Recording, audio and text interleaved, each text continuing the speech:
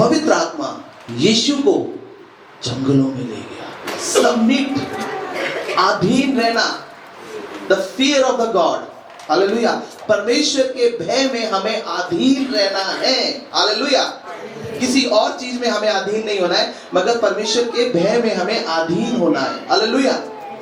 परमेश्वर का वचन हमें किन बातों के लिए तैयार करता है कि हमें क्या चीजें नहीं करनी चाहिए, किन चीजों के प्रति हमें नहीं जाना चाहिए।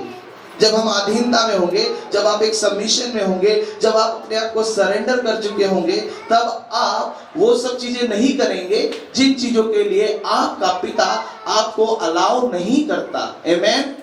हालेलुया। यहाँ पे बहुत सारे लोग जॉब करते हैं। जितने भी लोग जॉब करते हैं वो अपने हाथ को उठ खड़ा करें। जितने भी लोग पूरा अच्छे से खड़ा करो। काम करना कोई गलत बात नहीं है, जॉब करना कोई पाप नहीं है, वो प्रभु की महिमा को रिफ्लेक्ट करता है। Amen. Let's do this practical thing. जितने भी जॉब करने वाले लोग हैं, अब अपने हाथ को नीचे कर लीजिए। अब मैं आपसे एक सवाल पूछता हूं। आप सबका एक चीज कॉमन है, आप सबके पास एक चीज कॉमन है, काम करने वालों के पास, वो है आपका टाइम। राइट? क्या है? मेरे साथ बोले, क्या है? टाइम। अब जिसके यहाँ भी काम करते हैं उसने एक टाइम को डिसाइड किया हुआ है ना? आप उस टाइम के अगेंस्ट नहीं जा सकते कभी भी। अगर उन्होंने बोला है 8 बजे, तो आपको 8 बजे वहां पर होना है। अगर उन्होंने बोला है आपको 10 बजे, तो आपको 10 बजे वहां पर होना है, क्योंकि आप उनकी किसके नीचे हो? अधीनता के नीचे हो। आप जो काम करते हो उसका आपको सैलरी मिलता है, समझ गए?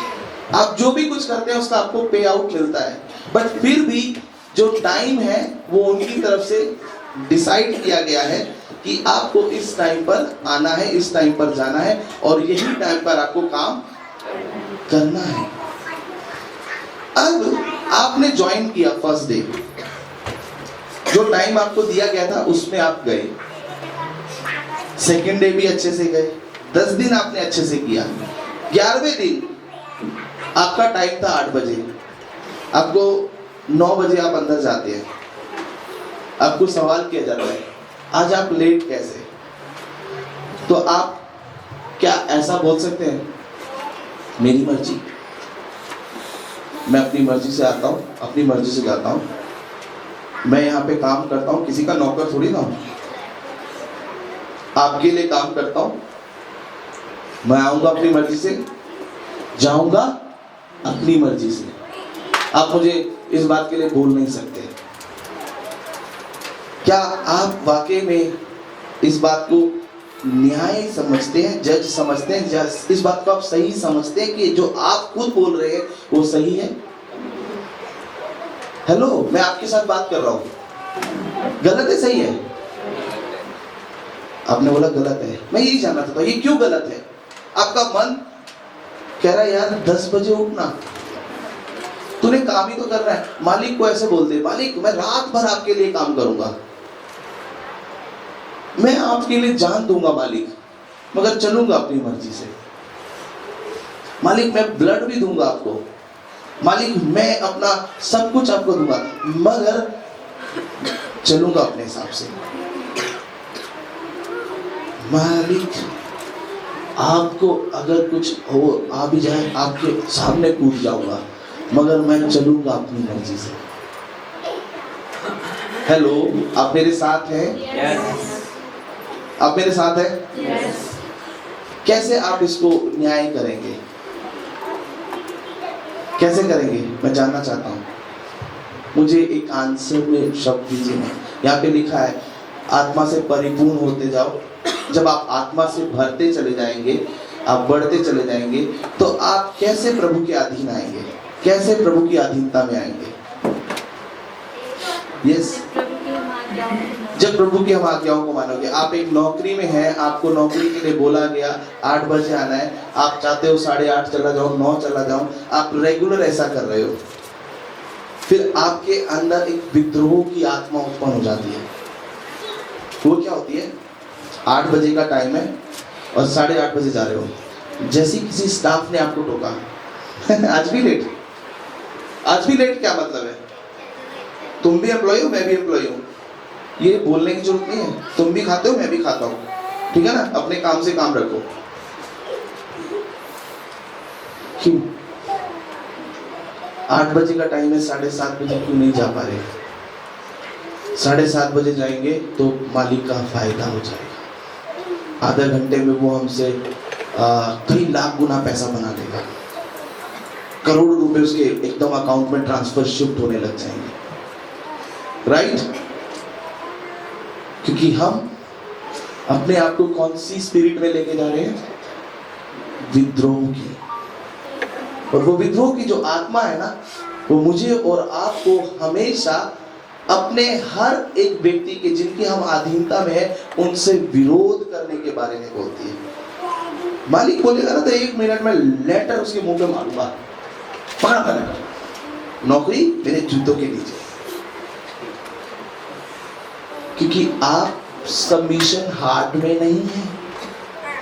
You are not in the heart of अधीनता, सबमिशन। आपको अधीनता पसंद नहीं है क्योंकि अधीनता आपको सिखाई नहीं गई है। आपको मैं कुछ एक सेक्टर से मिलाना चाहता हूं, आर्मी सेक्टर। सबसे पहले मेरे फ्रेंड्स के पापा कई लोग आर्मी में हैं। तो क्या होता है, जब वो छुट्टी पे घर आते हैं तो इनके पापा को बैंक के काम से जाना है। तो लड़का जो है यूजुअली बैंक जब जाता है, जब बैंक खुल के स्टार्ट होकर अपने काम को शुरू कर देता है, तब लड़का सोचता है कि अब मैं जाऊंगा, मैनेजर से मिलूंगा और मैनेजर से सीधा बोलूंगा, सर ये चेकबुक देवराज जी का लड़का हूँ और चेक मेरा क्लियर कर देना। तो उसने उस लड़के की वजह से नहीं किया, उसने उस देवराज की वजह से किया। क्योंकि वो देवराज जो है, जब बैंक खुलता है तो वो 9 बजे बैंक खुलता है तो वो 8 बजे बैंक के सामने खड़ा होता है। और वो 9 बजे जैसे ही बैंक मैनेजर आता है तो देवराज बोलते हैं, हेलो सर कैसे आप? अरे देवराज जी आज आप यहाँ कैसे? अरे सर मैं आज छुट्टी लेके आया हुआ था। ओ कैसा है आपका, कैसा चल रहा है? ये बहुत बढ़िया चल रहा है। ओ देवराज जी बहुत अच्छा लगा मिलके। हाँ सर, बस मैं 2-4 दिन के लिए आया हूँ, मेरा कुछ छोटा सा काम है। अरे सर आप क्यों आए? आप बेटे को भेज देते आप, और इतनी जल्दी? आपको पता है मैं आर्मी में हूँ, मैं हर सब चीज को समय से करना चाहता हूँ क्योंकि हमें वो सिखाया गया। मैं आपकी अधीनता में नहीं हूँ, मगर जो आप कर रहे हैं मैं उसका आदर करता हूँ। मैं आपका आदर नहीं कर रहा हूँ, मैं अपना आदर खुद बढ़ा रहा हूँ। सोचिए और बोलिए, मैं अपना आदर खुद बढ़ा रहा हूं, मैं अपनी रिस्पेक्ट अपने आप बढ़ा रहा हूं। अब क्या हुआ, देवराज जी चले गए, बेटा 11-12 बजे उठ के गया, सिगरेट डाल गया, अंकल के चेकबुक कर देना। हाँ बेटा कर देंगे, कोई बात नहीं। रोज का काम हो गया। 2-4 दिन में एक दिन ये बेटा गया और लंबी लाइन, और बैंक साहब परेशान थे, ये कर दे और अंकल ये कर देना, बेटा थोड़ा वेट कर देना प्लीज। अंकल ऐसे तो नहीं करते थे आप मेरे साथ। आज आपको क्या हो गया? तो हम आपके रेगुलर कस्टमर है, मेरे पापा को आप जानते हैं ना। मैं वहीं पे था, बैंक मैनेजर ने बोला एक वर्ड, ये बैंक तेरे बाप की नहीं है। वो लड़के की हवा निकल गई, चुपचाप चेक लिया और लाइन के पीछे जाके खड़ा हो गया, क्योंकि उसे पता था नेक्स्ट चीज मेरे पिता तक चली जाएगी। कभी कभी ना ये एटीट्यूड, ये व्यवहार जो है हमारा, हमें ही खराब करता है। किसी ने आपके लिए जान दी, वो इसलिए दी ताकि आप एक नई सृष्टि बन जाएं। आप फिर से मन फिराकर आप प्रभु को रिफ्लेक्ट करें। आपके कामों से, आपके जीवन से मसीह दिखना चाहिए। संसार में मसीहत नहीं है क्योंकि उनके पास वो मसीह का सुसमाचार नहीं है, मगर मसीह लोगों के पास मसीह का सुसमाचार है, तो उन्हें अपने कार्यों से मसीह को प्रकट करना चाहिए। हालेलुया। हम नई सृष्टि हैं। हालेलुया। जय मैं नई सृष्टि हूँ, विजय मैं नई सृष्टि हूँ, हितेश मैं नई सृष्टि हूँ। ओ भाई, नई सृष्टि तो बड़ी अच्छी लग रही है? अगले द्वार फिर हमने सुना, पश्चाताप करो, मन फिराओ, प्रभु के साथ आओ और प्रभु में बढ़ते जाओ। मैंने ना आज से पश्चाताप कर लिया है, अब से मैं झूठ नहीं बोलूंगी, अब से मैं गुस्सा नहीं करूंगी, अब से मैं ये नहीं करूंगी, मैंने मन फिरा लिया है। हाँ, अब मैं शॉपिंग नहीं करूंगा, मैं ये नहीं करूंगा, मैं वो नहीं करूंगा। Very good, hallelujah. अब मेरे साथ है? मगर क्या मैंने सरेंडर किया? सरेंडर नहीं करूंगा, सुन नहीं सकता किसी की। The attitude of your taking more far away from God. आपका जो व्यवहार है वो आपको परमेश्वर से बहुत दूर लेके जा रहा है, क्योंकि आपने अपना समर्पण नहीं किया। पढ़ेंगे अभी थोड़ा वही वचन को फिर से देखते हैं लास्ट का, कि आप क्या करो, परमेश्वर के भय में क्या करो, अपने आप को अधीनता में आ जाओ। अभी हमने अधीनता सीखी नहीं है। बहन 8 बजे स्कूल में आना है, प्रिंसिपल कहता है इसको क्या हो गया? हम हृदय से नहीं जुड़े हुए अपनी जॉब के साथ, हम नहीं जुड़े हुए प्रभु के साथ, हम नहीं जुड़े हुए चर्च के साथ, हम अभी भी सरेंडर नहीं हुए अपने काम के साथ। इसीलिए हम हमेशा स्ट्रगल करते हैं। हम हमेशा एक ऐसा स्पिरिट है जो हमें मतलब आर्ग्यू में लेके जाता है, रिबेलियस स्पिरिट। ये इसीलिए आता है, रिबेलियस का मतलब होता है बागी, क्रांतिकारी। मतलब बोल तो सही, अगर इधर से एक शब्द राजू ने बोला, पास्टर जी बोल बोल बोल, रिबेलियस। मतलब पहले ही ऐसा, अगर बोला आपको सबको चर्च में 10 बजे आना है, 11 बजे, और फिर सुनिए, हम ना चाह के भी, ऐसा नहीं, कई बार हम जानबूझ के करते हैं, कभी कभी अलग से भी हो जाता है, मगर कभी कभी होता है। मगर जो रेगुलर चल रहा है ना, रिबेलियस, वो एक आपका एक स्पिरिट है जो आप बार बार उसको अलाउ कर रहे हैं, आप अधीनता में नहीं जा रहे।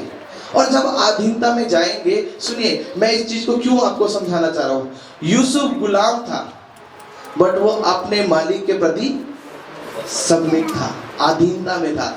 जो उसका मालिक बोलता था वो वही करता था। बोलता था पानी भर देता था। वो बोलता था कि भाई अब जानवरों को खाना खिला दिया, आज मेरे घर की देखभाल कर, वो वही करता था। He is submit toward his honour, अपने मालिक के प्रति सबमिट था।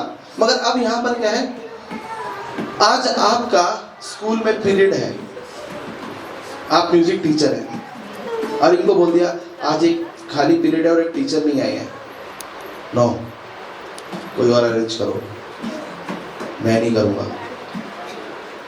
क्यों? सैलरी देते समय वो बोल देंगे नो, इतना सैलरी मैं नहीं दूंगा, फिर भी तो आप रेबेलियस हो जाते हैं। Why we are not doing anything with heart? हम उसे एंजॉय क्यों नहीं करते जब ऑलरेडी हमने सबमिशन कर दिया है? जब हम उसके सबमिशन में आ गए तो एंजॉय, आपके वर्क को एंजॉय करें। यस, आई लव इट, अच्छा ये पीरियड मैं करता हूं सर, इसको क्या हो गया? Submission heart. सबमिशन पर्सन क्या करता है? एक वर्ड को और देखेंगे हम लोग, फिर आगे बढ़ेंगे। Come on church, hallelujah. प्रभु आपको बहुत आशीष दे। The patience you have, really I appreciate you. आपके पास जो एक सम्मान है बैठने का, वचन को सुनने का, मैं उसके लिए उत्साहित हूँ। और आप परमेश्वर के वचन का ऑनर करते हैं। गलेशियंस 5:25, गलातियों किताब 5:25 जल्दी से हम पढ़ेंगे।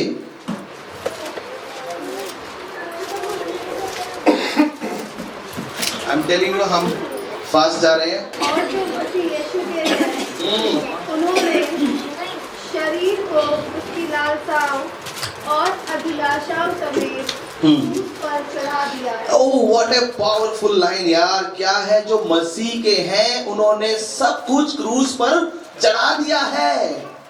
हाँ जी, आप गैलेशियंस 5:25 पढ़ रहे हैं ना? 24 पढ़ा है, फिर आगे पढ़ो 25। यदि हम आत्मा के द्वारा जीवित हैं, पहले सुनिए, पहले आपने क्या किया? सब कुछ कहाँ चढ़ा दिया है? अब आपने क्रूस पे चढ़ाया क्या है वो भी आपको पता होना चाहिए। हालेलुया। आपने क्रूस पर चढ़ाया क्या है वो आपको नहीं पता, तो फिर आप कर क्या रहे हैं वो भी आपको नहीं पता। या 24 को पढ़ेंगे, फिर 25 को पढ़ेंगे वंस अगेन। और जो मसीह यीशु के हैं, हाँ, जो यीशु मसीह के हैं, जो मसीह के हैं, उन्होंने शरीर को उसकी लालसाओं, शरीर की लालसाओं को, शरीर की डिजायर को, शरीर की अभिलाषाओं को, आगे और अभिलाषाओं समेत, हाँ, सब कुछ, हाँ, क्रूस पर चढ़ा दिया है। क्रूस पर चढ़ा दिया है। मेरे साथ बोलेंगे, क्रूस पर चढ़ा दिया है। क्रूस पर चढ़ा दिया है। यदि हम आत्मा के द्वारा जीवित, यदि हम आत्मा के द्वारा जीवित है, 25, हाँ, तो आत्मा के अनुसार चले भी। तो किसके द्वारा चले? आत्मा के अनुसार। सरेंडर। गाना कितना चला? I surrender all। यीशु मसीह खुद परमेश्वर का पुत्र था, मगर 30 साल तक उसने कोई भी मिरेकल नहीं किया। 30 साल तक उसने कोई भी, मगर जब उसने अपने आप को, मैथ्यू की किताब 1 चैप्टर को पढ़ेंगे, अपने आप को यीशु ने पवित्र आत्मा के हाथों में सौंप दिया, तब वहां पे ऐसे लिखा है कि पवित्र आत्मा उसे जंगलों में ले गया। पवित्र आत्मा यीशु को जंगलों में ले गया, जहां पर यीशु ने पवित्र आत्मा के साथ रहकर 40 दिन उपवास प्रार्थना की। वो निराहार रहा, विदाउट फूड, वो 40 दिन तक वहां पर रहा और वो पवित्र आत्मा को सरेंडर करता रहा, एवरीथिंग। 40 दिन के बाद पवित्र आत्मा फिर उसे लेकर आई। अब वो यीशु पवित्र आत्मा की सामर्थ से परिपूर्ण था। तो यीशु कुछ भी करता था तो वो ऐसे नहीं करता था, वो पवित्र आत्मा की सामर्थ से करता था, क्योंकि उसने सरेंडर पवित्र आत्मा को किया था। इसीलिए यीशु मसीह फिर क्या करता है?